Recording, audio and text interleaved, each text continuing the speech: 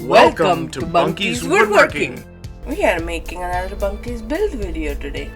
We made some end tables for our living room. Without further ado, let's go into the build video. Here is the glimpse of finished product. Let's see how it was built. Okay, so we went ahead and made a drawing on our ViaCAD in order to cut it out on our CNC. So Tim started off with loading a new sheet of plywood, a new work surface for the CNC. Okay, so I go ahead and hook up the vacuum system, and I do some calibration specific for this project. And so the CNC starts cutting out the project. We used 3/4 inch plywood for this project. If you noticed in the CAD, the design for the side table is similar to the coffee table, except we are not putting any top on it. So it cuts out all of the side table out of one sheet of plywood, and you will have some scraps left.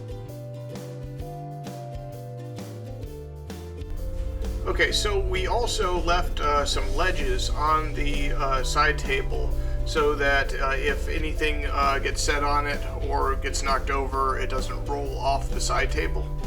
We felt it was a pretty good design choice.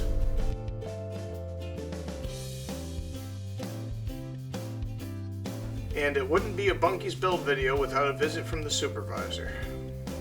Aww.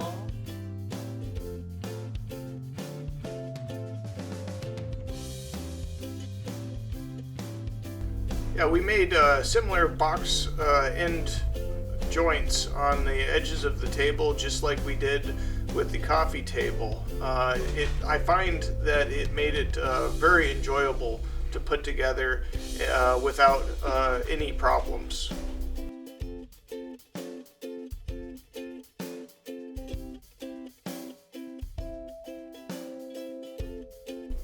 And the finished product only takes about 8 screws to hold the entire piece together.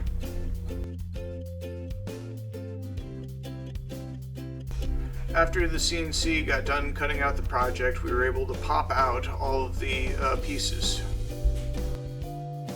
Ahead and did a dry fit. After that, I went ahead and sanded down each individual part with 60 grit sandpaper. After that, I cleaned up all the edges so the box joints will fit well.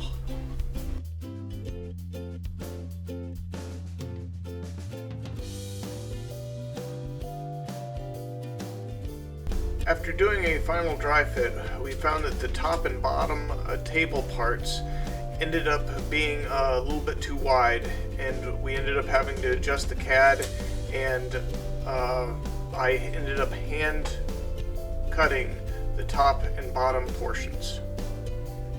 After making the adjustments, we glued it all up and clamped it down and let it set overnight.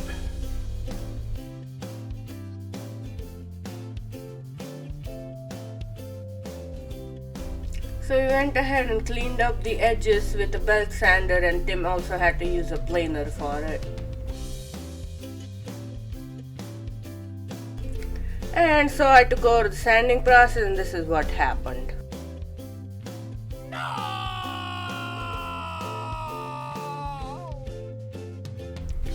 Learned a very important safety lesson. You're supposed to shut off the sander before you set it down on the table. We ended up losing a lot of the footage for making the first end table, so we ended up making another video with the second end table where we left off on the first one. So you get to see every little part of this process. Finally, the sanding got done, and we put a coat of gunstock stain on the entire table. After that, we put 3 coats of clear satin. In between each coat, we use 220 grit sandpaper to sand the project down. And this is the finished product. You can see that the glaze coat just has a little bit of a sheen on it. The dark red of the gun stock really shows up, and it really is a great contrast to this room. And it looks like the supervisor approves. I like the two-stage compartments on these with a little bit of lip on the top and bottom. Makes it so you can set a glass of water or whatever drink you're having. The end table's compartments have great storage and they prevent the clutter. End tables are fun to have with our reclining sofa, and how wonderful it is that we can design and make them with our own CNC. Yeah, this project was actually pretty easy and it really completed the room.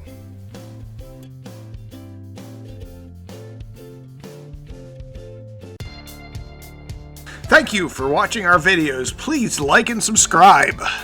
While you're at it, please check out our Etsy store. We have provided the link in the description below.